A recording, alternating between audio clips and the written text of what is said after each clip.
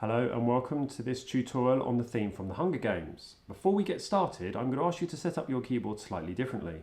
Rather than using the standard piano sound that we've been using in previous tutorials, we're actually going to use a string sound. And the reason for that is because the Hunger Games theme in the films is played by a very large orchestra. And orchestras mainly consist of string instruments, so we're going to be using the string sound on your keyboard. To set that up, you'll need to type in the string number, or if you're using a virtual keyboard, like the one online, the virtual piano, you'll need to set it to the string sound. It should sound something like this. Right, let's have a look at the score that we're going to be using today. The score can be found on the school website in the usual place, and if you look very carefully, you'll spot a few things that are unique to this piece. First, we have two colours. We have the red and the green octaves, so you're going to need to be thinking carefully about which part of the keyboard you're using as you're playing. And you'll also notice that in the first line there is a sharp sign beside the G. So we have a G and a G sharp in just the first line.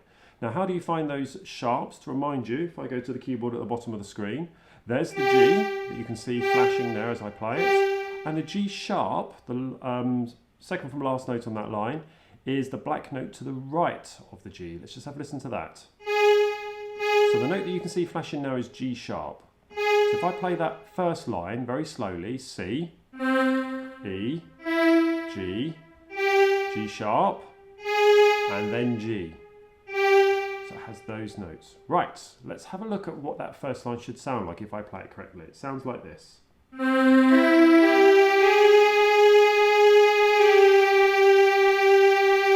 Did you spot that the G sharp and the G at the end were very long notes? Well, that's what the dotted lines mean. Those little dotted lines you can see mean hold the notes longer than the others. So the rhythm has long or slow notes or long notes at the end of that phrase. So let's listen to it again.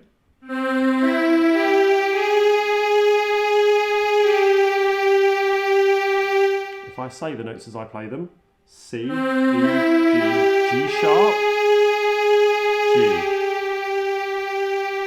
Scanning through the rest of the sheet, you'll see that pattern of notes appears a few times. For example, the second line.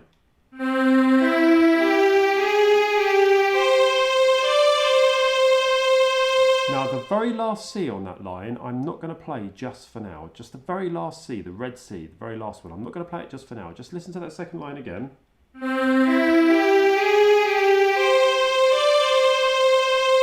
Do you notice the way it doesn't have the slow notes in the middle that the first line had at the end? Even though the notes are the same, the G sharp and the G in the green, they're not slow this time. So listen to the second line.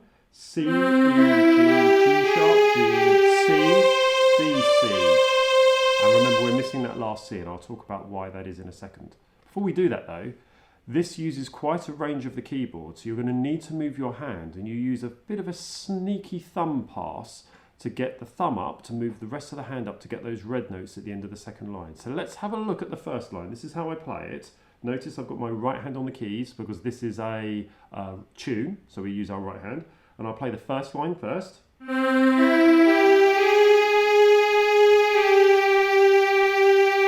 do that again, watch again.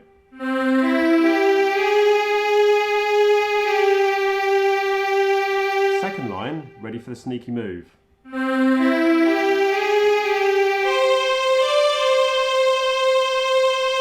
Hopefully you spotted that just after the G sharp, when I had my finger 4 there, I brought my thumb up and placed it on the G to open my hand for the high red notes. Just watch again. Here's the second line.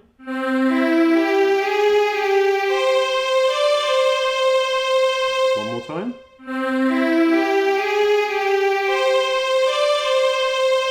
And that takes us all the way to nearly the end of the line. Now we said about that last C, the reason why I'm not playing it is because it's a quick note and it sounds as if it should actually be in the next line. Let's have a listen. I'm going to go from the last C of the second line and go into the third line.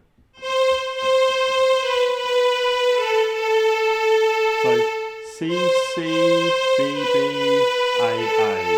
So it's taking the C from the end of the second line. It kind of belongs to that phrase. It's what we call, in fact, an anacrusis, an upbeat into the next phrase. So I'll do the first 3 lines now.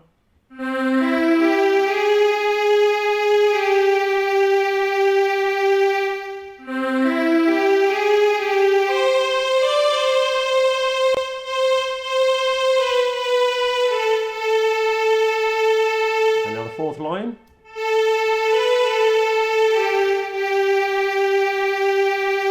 two G's in there, but I did something crafty on there, that G as well. Did you spot what happened? Watch the fourth line. I swapped playing the first G with my thumb and the second G with my finger 4, a swap. Can you think why I did that? Here's the fourth line. It's because the note that comes next is a C and I need to have my hand down here. So to finish the fourth line, fifth,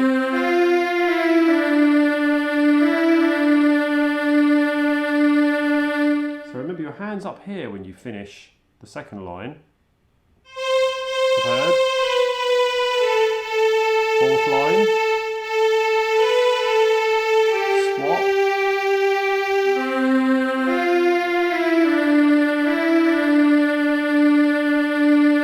so I'm going to play from the very last note on the second line, the red C. Here goes, I'll be up here, end of the second line, C, third line, wait for it, fourth line, swap, fifth,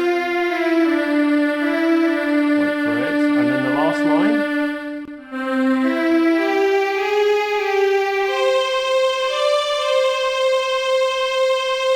Now hopefully you spotted on that last line that it has that magic pattern, that magic unit of, I guess, a phrase, a smaller phrase, from the start. So it has the C, E, G, G sharp, the same pattern that we've seen twice before. So if I play the whole piece all the way through, watch carefully, I'll do it very slowly.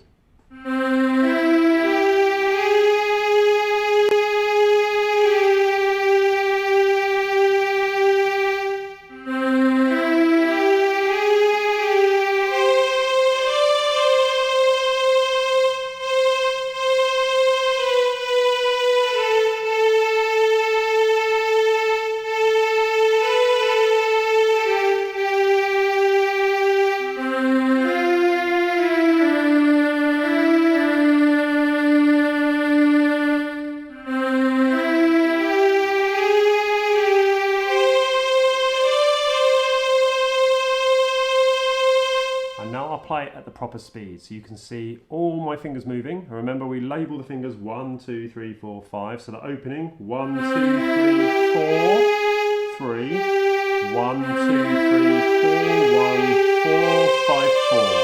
So that's the fingers you're going to use. I'll play it at normal speed now. Watch carefully.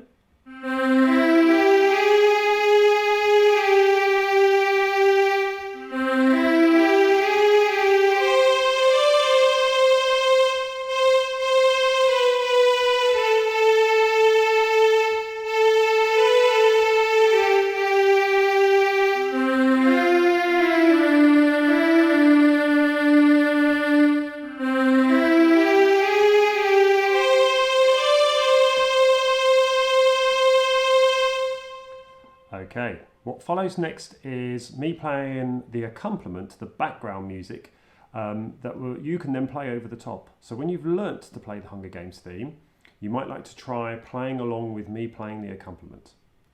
I hope you're all well and looking after yourself, and I'll see you in the next video very soon. Take care.